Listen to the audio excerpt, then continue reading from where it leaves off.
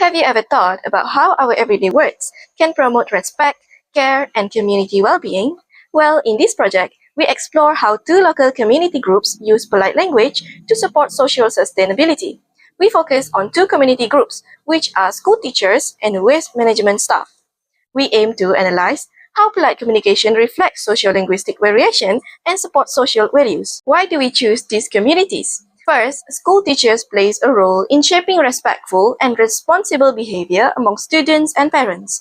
And second, waste management staff contribute to public well-being by promoting hygienic practices and encouraging community cooperation in keeping our environment clean. Mainly, we focus on how both groups use polite language when giving advice, offering suggestions, and seeking help. We also look at how their language changes based on context, audience, and goals. Our analysis is linked to the social pillar of ESG, which focuses on building healthy, respectful relationship within the community and promoting cooperation, mutual support, and public awareness through effective and polite communication. Hi, today I will be presenting insight from our interview with two supervisors in Kuala Terengganu Waste Management Sector, which are Encik Wan Ramli and Encik Khai. Their roles involve daily interaction with workers like garbage collectors and cleaners, along with communicating with government agencies.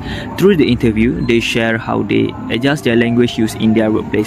Through the interview, both supervisors emphasize the importance of discipline and hygiene. They regularly remind staff to follow safety procedures such as wearing the correct gear and highlight the environmental effects of improper waste disposal.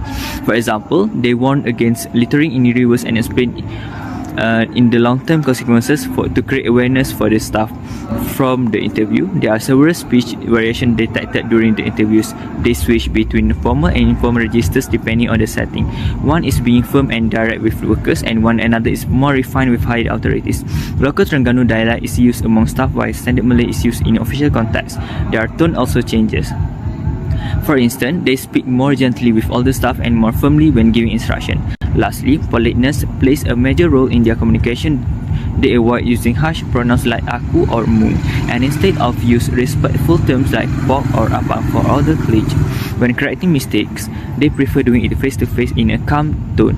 These strategies help maintain a respectful work environment and ensure that instructions are clearly understood and followed. Assalamualaikum, I'm Yumna and I'll be presenting our second community focus, which are school teachers. For this study, we interviewed two secondary school teachers, Puan Zarina who teaches Islamic education and Encik Syukri who teaches Arabic language. Through an interview, we could get to know how both interviewees interact with students across different age groups along with colleagues, staff and even parents from their workplace. Through the interview, the teachers stated that they actively promote sustainability and healthy behavior in their classroom. For example, when Zarina emphasized cleanliness by getting students to pick up litter before lessons start and also join in herself to set an example. And Encik Syukri gives tips such as drinking more water, especially during hot weather. He relates this advice to his own life experience, which make it more relatable for students by implanting environmental values into lessons. Now, as for their speech variations, both teachers stated that they change their speech depending on the context. For younger students, they use slower and simple language, while with older students, they speak more quickly and use more advanced vocabulary. With colleagues or in meetings, they shift to a formal register, and while in conversations during casual events, they are more relaxed. In terms of politeness, both teachers stated that they use respectful language, especially when talking to students or parents. They soften instructions with words like tolong and show appreciation by saying terima kasih before and after help is given. They also use honorifics like ana or puan depending on the person they are talking to, which shows a strong awareness of social roles. These are all the sociolinguistic concepts that we have identified based on all four interviews. However, I'll only focus on two main concepts, which is politeness strategy and register, as these two appeared most frequently in all four interviews. We found that both teachers and also waste management staff use a positive politeness strategy in daily communication. Teacher use friendly terms when asking for help, and waste management staff use respectful forms like pok and abang when addressing with someone that is older than them.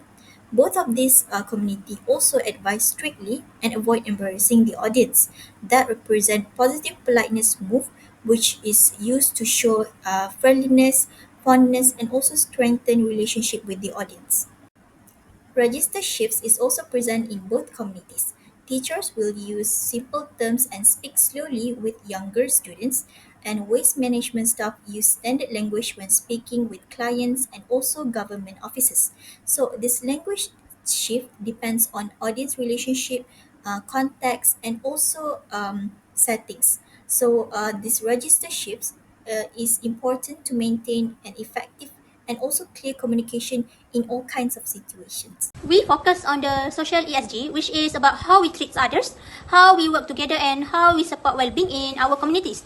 Both school teachers and waste management staff use polite and respectful language, which is central to their job. For example, Puan Zarina gently reminds her student to clean the classroom by first picking up the trash herself. She also used kind words like calling student anak and saying compliment like you are so kind to encourage the students without fears and shame. In waste management, Encik Wan give firm but private reminders in order to avoid embarrassing his staff. He also used formal Malay when speaking to the official with showing respect and professionalism. This example highlight how respectful speech promote harmony, teamwork, and shared responsibility. In conclusion, we have examined the use of language by the school teachers and the waste management staff in their daily life. In the two societies, we find that considerate communication would assist in establishing trust, respect, and responsibility. Kindness and encouragement are applied by the teachers not only on the learning progress of the student but also on their behavior. The instruction of waste management employees is respectful and clear while making their staff do their job correctly, which added to the safety rules and pay more attention to the environmental impact.